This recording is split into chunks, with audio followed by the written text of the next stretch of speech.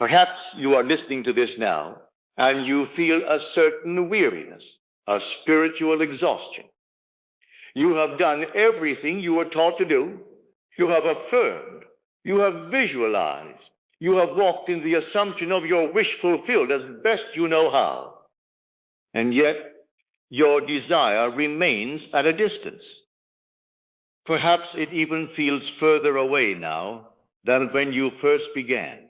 Maybe it is money that seems to slip through your fingers, a relationship that refuses to blossom, or a career that feels stuck no matter how hard you push.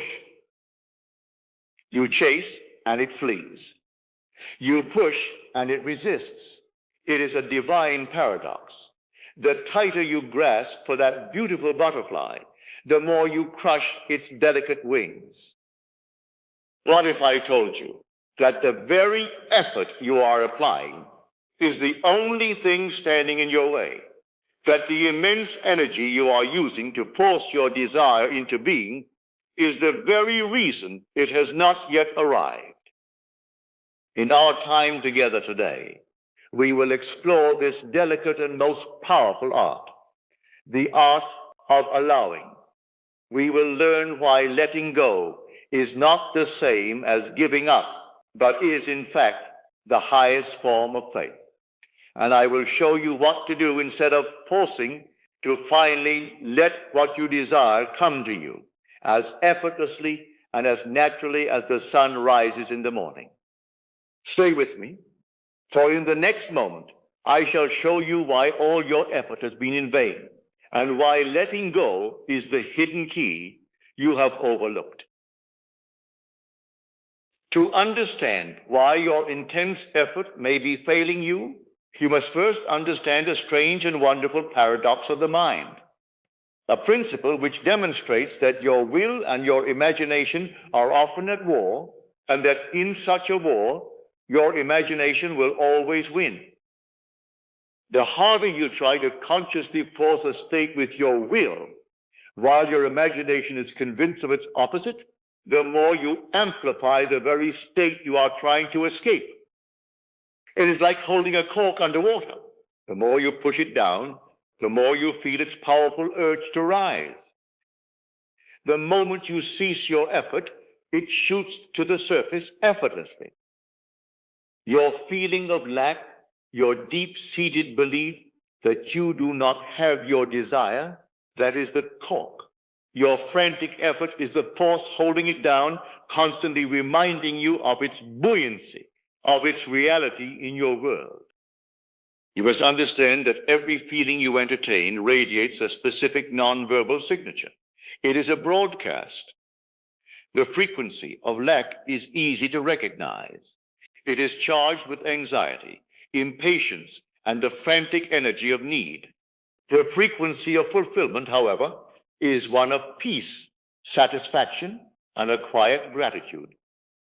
Your effort, born of strain, is simply a prolonged broadcast of the frequency of lack. Think of the story of Peter attempting to walk upon the water. As long as his attention was fixed upon his goal, upon the master, he did the impossible.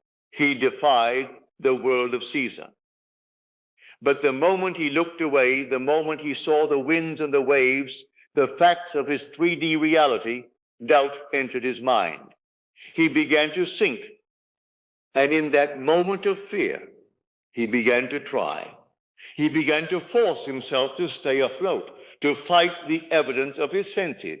And the more he struggled against the storm, the faster he sank. His success came from a state of calm assumption. His failure came from a state of effort born of fear. That story is your story. Your desire is your master, calling to you.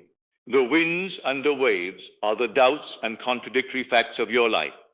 To struggle with them, to force them, is to sink.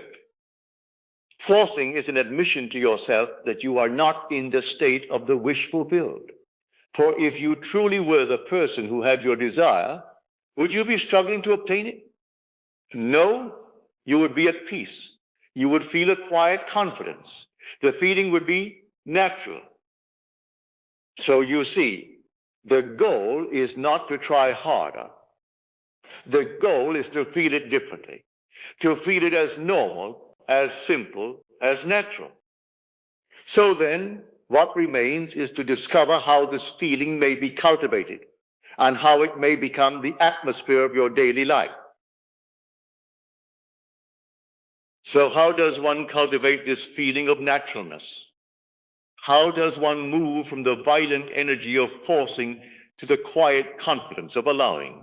It is not accomplished by a grand single action, but by a series of subtle internal shifts. Let us take them one by one. The first is the great shift in focus. You must move your attention from getting to being. Your true work is not to acquire the thing you desire. It is to become, in imagination, the person who already has it. If you desire wealth, you do not spend your day anxiously chasing money. Instead, you ask yourself, what would my inner conversations be like if I were already wealthy? How would I see the world? What assumptions would I hold as true? Then you begin to think from that state. You are no longer a poor man wanting wealth. You are a wealthy man simply living his life. The second key is to redefine what it means to live in the end.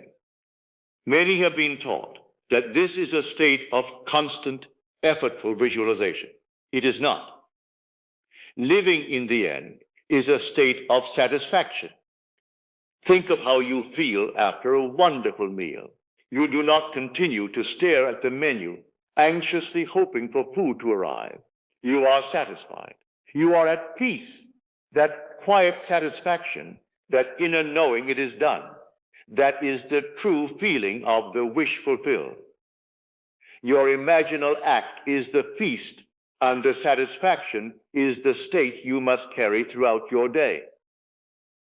The third key is to discover the secret of the present moment. All desperation springs from the feeling that something is missing now. The remedy is to feel fulfillment in this moment, even before your desire appears. At the end of your day, find one thing, anything for which you can feel genuine gratitude. A kind word, a moment of beauty, the comfort of your bed. By practicing the feeling of gratitude, you are practicing the feeling of fulfillment.